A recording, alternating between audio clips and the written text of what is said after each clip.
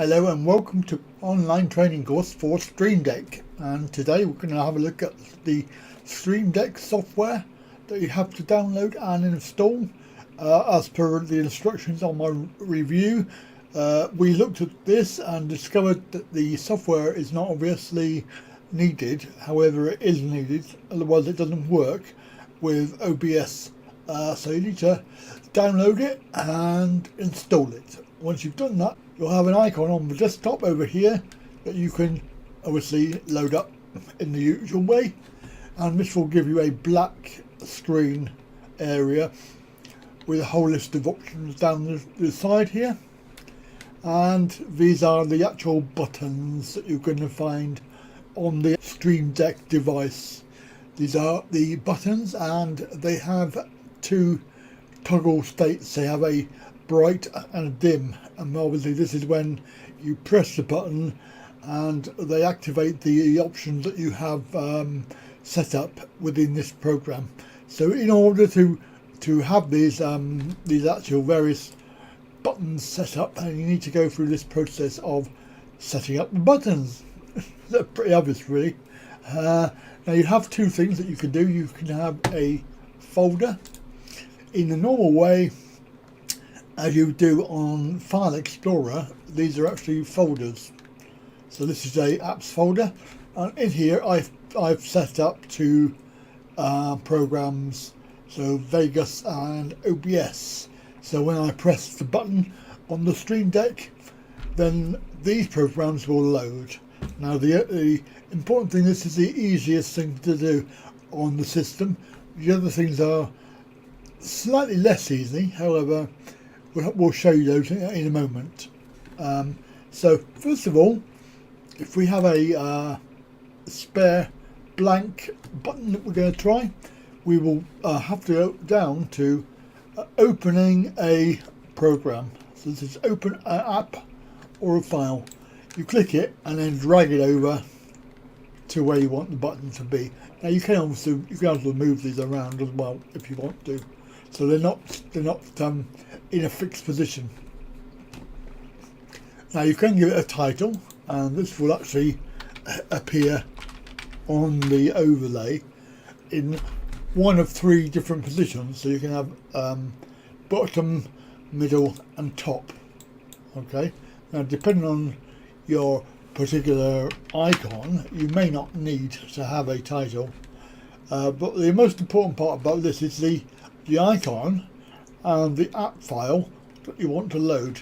So if we go and find the app that we want to load, you have to actually find the exe file.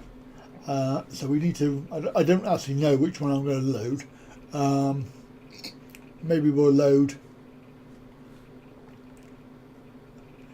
I'll tell you what we'll do. We'll load the Elgato Stream Deck software. So there we go. So that essential, if you're doing this manually, then you need to make sure that there is a double quote around the actual file and folder names. First time I did this, I did it manually, and I didn't put in the actual quotes, and it did not work.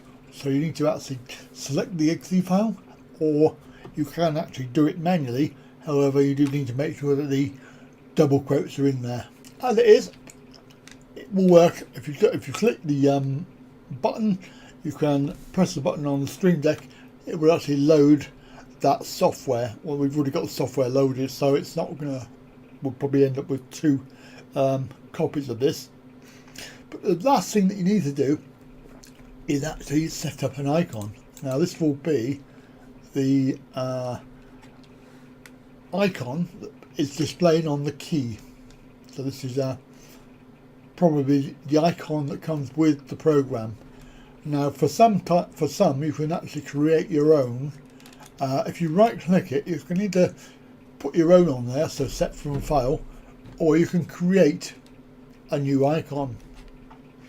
Now this is a whole load of software that we're going to look at in the next episode, so we're not going to do that now, but we'll come back to that, because that actually is a piece of software it's online, and you can actually create the icons necessary for the Stream Deck software and application. Now, just for now, what I've got is I've done some, so I'm just gonna put one in there just to show you what happens. And they are actually a specific size, 72 by 72. Let's try that one there.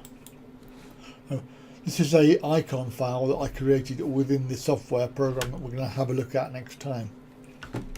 So we are. So that will actually appear on the Stream Deck machine itself. And if I go back, if I quit, now you'll have to trust me that I'm doing this because I'm actually going to go into the application folder, and I'm going to press the button that we just created, and hopefully what will happen is it will load the software, and there we are. So I've not done anything else apart from press the button. So you can see it's quite quick as well, and if you've got a whole load of programs that you start up when you first load your computer, then you can just keep on pressing all of the buttons to load up the software, which is exactly what I've done in this one here, because this one here I've actually set up to be my social media folder. So there's 5 items in here. So I've got my Facebook and my Twitter, and exactly the same way for websites is you put the website address in the actual URL. Now obviously we don't need the title there because we've created a little set from file, and we've actually created a icon for it. So that's the icon that's going to appear on the actual Stream Deck machine itself. So these are actually folders, so you could have up to 15 folders with extra folders within folders. So for example, you could put a folder inside this folder, and this will allow you to have other more applications and links and things to go inside a folder, which is inside a folder. So deep nesting is what they call it. Now this is actually quite confusing, but these are actually the items to do with the various things that they've already got set up. It is obviously for streaming, so you will say that there is a YouTube and also a Twitch load of settings there for I don't actually use Twitch, but if you did, then you could actually set these buttons up and they will work with your Twitch account. Obviously you need to have a Twitch account for it to be able to work. So what for me is, and what I'm going to show you on this one here, is my OBS buttons I've set up. So these are all buttons that I've set up for when I'm doing live streaming. So that all I need to do is press the button and the actual scene itself will appear. Now this is when you're setting up these buttons to there. Now you can see that having done that, having selected it and clicked on it, we then activate because I'm recording this in OBS, so therefore you're going to see the screen that happens when you do this button. Now there's 2 states as the toggles. Let's go back to the video screen. Sorry about that. It keeps on disappearing. Now I'm not going to click on anything, but you do have 2 states there. One is the bright and one is the not bright, activated and non-activated. Now what you do is you select the collection, so you can have various collections, scene collections, and then you have to select the scene that you want, which is associated to that particular collection. And obviously all of these are scenes, so those 4 there are folders, but the other ones are all actually scenes that I've set up. And when I'm running my live stream, I just have to press the button on the Stream Deck to activate that particular option. If we look at the various options here, So if you want to add a website, for example, you want to load a website. So these ones here, these are actually websites. So you have to put the link in there. These are you can drag that over. You can have a hotkey if you wanted to have some sort of function on Windows, opening up an app or a file, and then there's multimedia ones there, which I haven't got my head around yet, but it's all very simple stuff.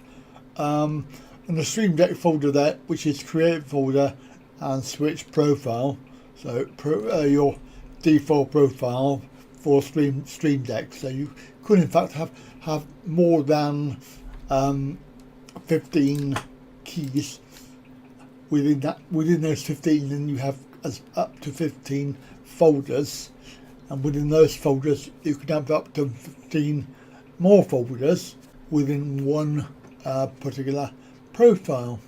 So quite a lot of scope, but obviously the more you have, the more complicated it's going to get. So it is a way of, you need to be very logical with this setup. The actual title itself can be multiple lines. Obviously the multiple lines then they actually appear on the button itself, and the button itself, this particular one, is just a green background.